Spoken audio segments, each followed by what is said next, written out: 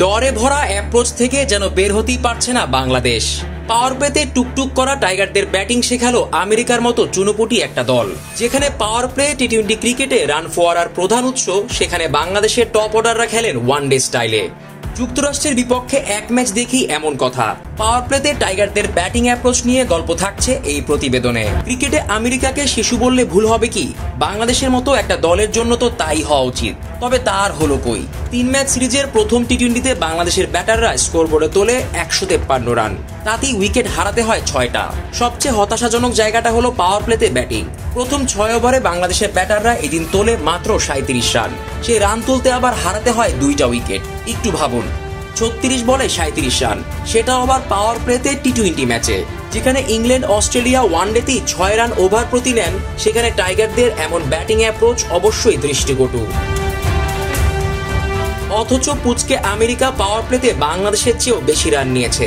টাইগারদের চেয়ে পাওয়ার প্লেতে 5 রান বেশি নিয়েছে কোরি অ্যান্ডারসনের দল, তাও আবার বাংলাদেশের চেয়ে একটা উইকেট কম হারিয়ে। বাংলাদেশের মতো অভিজ্ঞ একটা দলের বিপক্ষে এই অ্যাপ্রোচ দেখানোর জন্য ক্রেডিট ডিজার্ভ করেন স্বাগতিক দলটাও। এক ম্যাচ দেখেই জাজ করা উচিত না, এমনটা যারা ভাবছেন তাদের একটু পেছনে নেওয়া যাক। গেল জিম্বাবুয়ে সিরিজে 5-0 সিরিজ জিতেছে শান্তর দল, তবে ফাঁকফোকর রয়েই গেছে। সিকান্দার রাজাদের বিপক্ষে 5 ম্যাচে বাংলাদেশের গড় রান কাটায় কাটায় 36ও ছুঁতে পারেনি, অর্থাৎ পাওয়ার প্লেতে টাইগারদের ব্যাটিং গড় 36।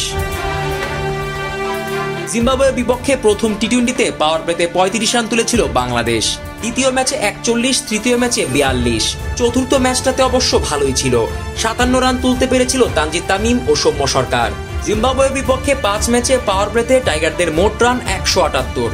সেই 5 ম্যাচের পাওয়ার প্লেতে আবার উইকেট হারাতে হয়েছে 7টা, অর্থাৎ পাওয়ার প্লেতে টাইগারদের ব্যাটিং অ্যাপ্রোচ ওভার প্রতি 6 রান আর উইকেট খোয়ানো 1টা। যুক্তরাষ্ট্রের বিপক্ষে আরো 2টা ম্যাচ বাকি টাইগারদের।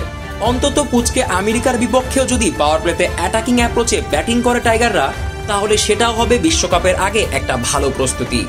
সেটা করতে পারার সক্ষমতা দেখাতে হবে টাইগার টপ অর্ডারকেই।